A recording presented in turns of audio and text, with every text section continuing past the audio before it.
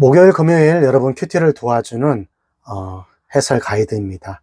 오늘 여러분과 함께 읽고 나눌 말씀은 신명기 3장 15절에서 29절의 말씀이 되겠고요. 제목은 믿음의 조상과 하신 약속을 이루신 하나님입니다. 오늘 말씀을 먼저 조금 요약하자 보면은요.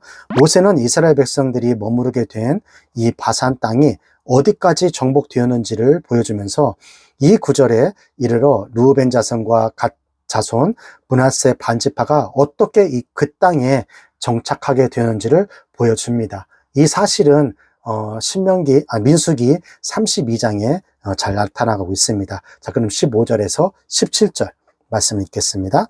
내가 마길에서 길르앗을 주었고 르우벤 자손과 갓 자손에게 길르앗에서부터 아르논 골짜기까지 주었으되 그 골짜기의 중앙으로 지경을 정하였으니 곧 암몬 자손의 지경 야복강까지며 또는 아라바와 요단과 그 가요 긴네렛에서 아라바 바다 곧 여메와 비스가 살록에 이르기까지의 동편 지경이니라. 15절에 17절은 이스라엘의 아모리 왕국과 바산 왕국을 차지한 그 내용이 나와 있습니다. 이스라엘이 아모리 왕국 시온과 바산 왕국 옥을 치고 그 성읍과 땅을 빼앗았죠. 민수기 32장에 보면 르우벤 지파, 갓 지파, 므낫세 반지파가 모세에게 자신에게 그 땅을 기업을 달라고 이야기를 했었어요. 물론 나름 이유가 있었는데 그 나름 이유가 민수기 32장 1절에 보면 다른 지파 가축보다 우리 가축이 더 많기 때문에 이 넓은 초원과 이 동편에 있는 이 땅이 필요하다라는 그런 이유에 있었고요. 또 다른 이유는 뭐냐면 요단 동편 땅에는 관여하지 않으려는, 그러니까 요단강을 넘어서 그쪽 땅에는 관여하지 않으려는 이기적인 생각이 들었다는 것이죠. 이쪽 땅만 갖고 있으면 그 땅은 니네가 알아서 해라. 그런 이기적인 생각을 갖고 있었다는 거예요. 즉 이미 얻은 땅을 차지하고 다음 사역지에서는 빠지려고 하는 것이었어요. 이것은 개인주의와 이기주의를 집어넣어서 이스라엘을 분열시키고자 하는 아주 나쁜 행동입니다. 특히 르우벤이 맏형 집안인데도 불구하고 끝까지 남아서 동생들을 챙겨주기보다는 자기 실속만 찾으려고 해서 이스라엘의 큰 혼란을 빠뜨리게 하는 그런 요구를 이들이 했던 것이죠. 다른 사람이 땀과 피를 흘리며 나가는데 편히 뒤에서 쉬려는 행동은 전 이스라엘 공동체를 낙심케 하는 그런 행동입니다. 따라서 모세는 이 요구를 들어줄 수가 없었어요. 그 말을 듣고 르우벤과 갓 지파와 므낫세 반지파는 세 가지 요구를 다시 합니다. 뭐냐면 첫 번째, 이곳에 먼저 우리를 짓고 그다음에 성읍을 짓겠다. 그리고 무장하고 이스라엘 앞장서서 땅을 차지할 때까지 돌아오지 않겠다라는 거 얘기해요. 세 번째는 요단 서편에서는 그 어떤 땅도 우리가 받지 않겠다라고 모세에게 이야기를 합니다. 모세는 이 말을 세 가지 조건을 가지고 조건부 허락을 하는 내용이 오늘 나오고 있습니다. 18절에서 20절.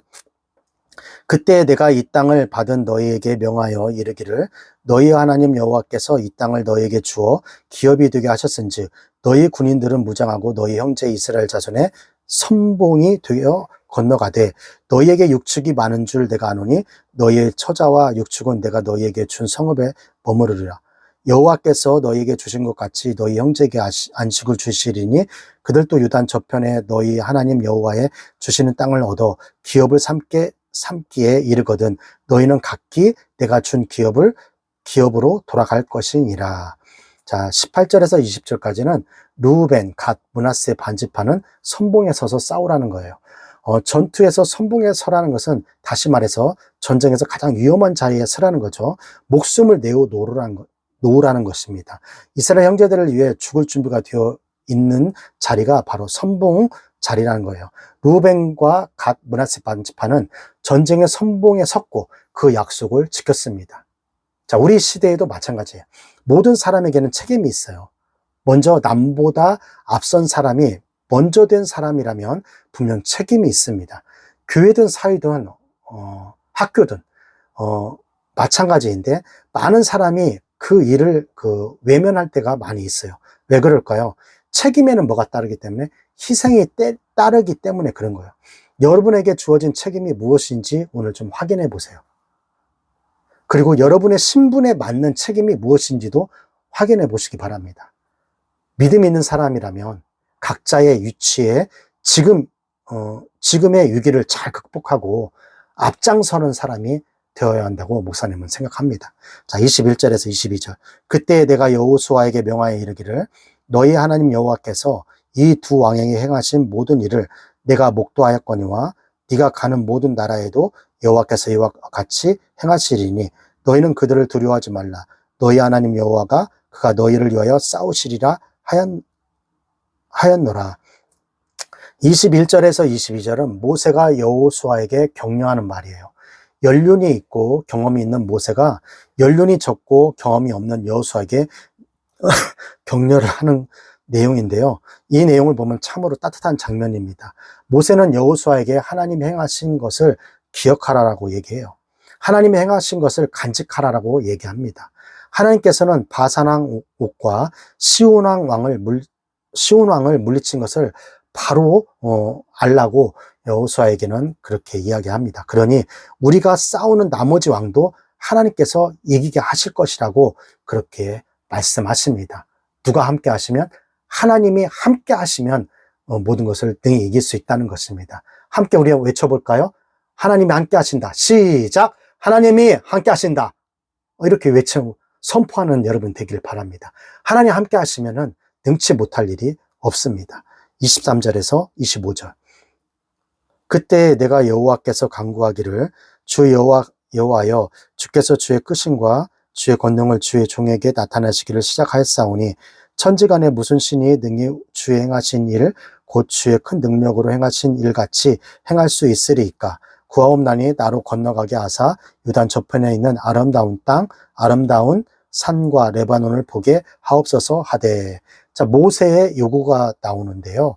모세는 그 약속의 땅을 너무나 보고 싶어 했었어요. 모세는 아마도 가나안에 들어가서 인생을 마무리하고 싶었을 거예요. 모세의 마음과 심정은 이해가 되지만 지금 모세는 자기 주관적인 생각으로 자신을 보고 있는 것입니다. 아마 사람들은 자신이 못다 이룬 꿈 아니면 자기가 이루고자 했던 것들을 다른 사람이 그렇게 해준다고 하면은 그것을 보고자 했을 거예요. 우리들도 마찬가지예요. 자신의 꿈과 자신의 그 뜻을 이루고 싶은 것이죠. 내가 있을 때, 내가 그 자리에 있을 때 그런 것들을 내가 이루고 그냥 그 꿈을 이뤄보고자 하는 그런 마음이 있을 수 있어요. 그러나 하나님의 뜻이 우선돼야 한다는 거예요.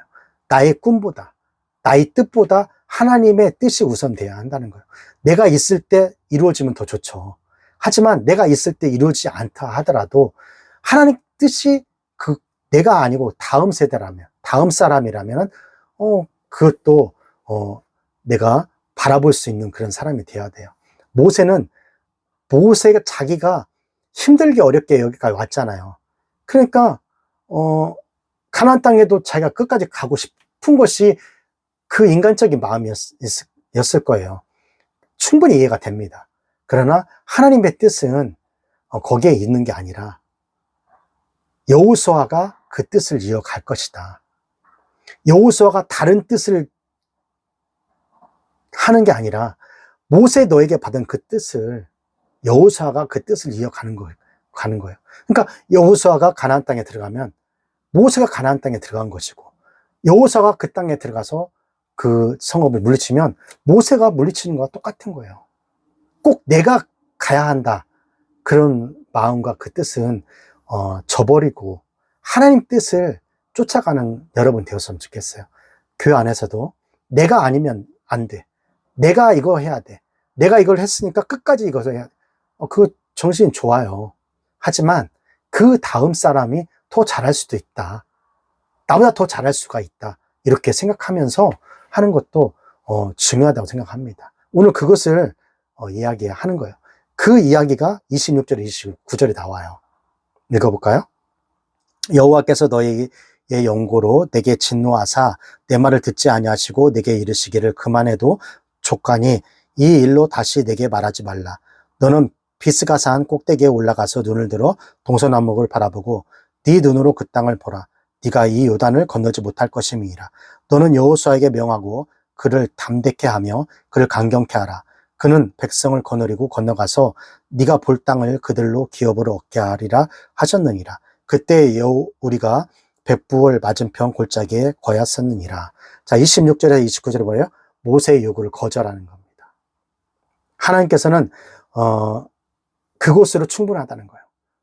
하나님 대답은 모세야, 네가 그것으로 충분하다. 모세, 너는 경험할 거 많이 경험해봤고 남들이 할 수 없는 것들 다 해봤지 않느냐.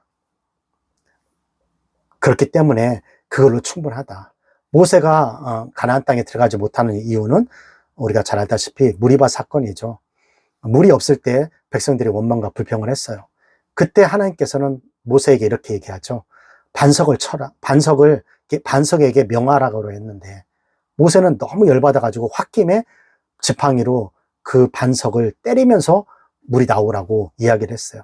그래서 그 사건을 통해서 네가 혈기로, 화로 네가 하나님 말씀에 그냥 선포하라겠는데 네 행위를 막 치면서 화를 내면서 그 지팡이로 바위를 내려친 거, 그거에 대한 불순종에 대한 것을 인해서 네가 가나안 땅에 들어가지 못한다라고 그렇게 분명히 말씀했거든요. 그 약속을 하나님 지켜준 것뿐이고, 그리고 너무나 보고 싶고 그렇기 때문에 비스가산 산에 올라가서 그 땅을 보기만이라도 했던 것입니다. 자, 여기까지가 신명기 3장 15절에서 29절 말씀이 되겠고요.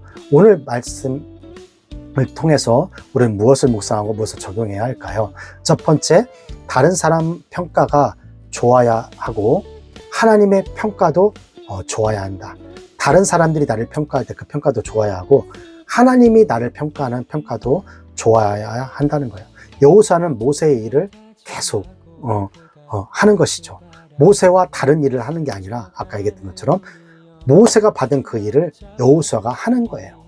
그 때문에 여호수아가 가나안 땅에 들어가면 모세도 가나안 땅에 들어간 것이고, 모세가 가나안 땅에서 여호수아가 가나안 땅에 들어가서 그 땅을 성읍을 정복하면 모세가 그 땅을 정복하는 것과 마찬가지인 겁니다.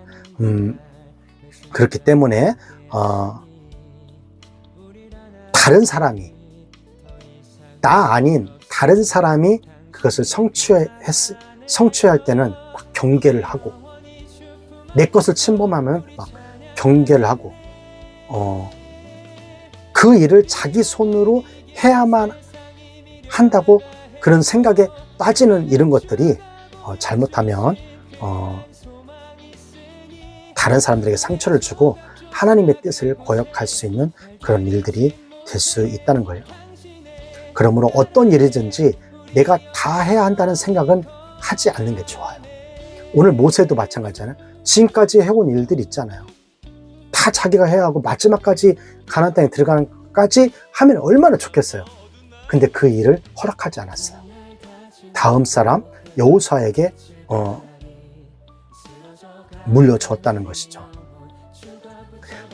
하나님의 뜻은 어찌 보면 다른 사람과 함께 해야 그것을 더 하나님께서는 원하시고, 또 다른 사람이 하면 나보다 더 잘할 수 있다는 이런 생각과 마인드를 가지고 있어야 내가 주님의 일을 하는데 그렇게 어려움 당하지 않을 것 같아요.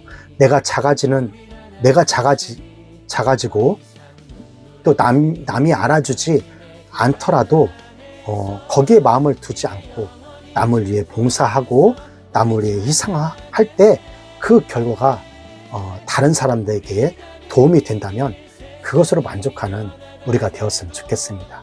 오늘 이 메시지를 듣는 우리 중고등부 청년 대학부들이요, 내가 아니더라도, 내가 끝까지 안 하더라도 다른 사람이 나보다 더 잘할 수 있어.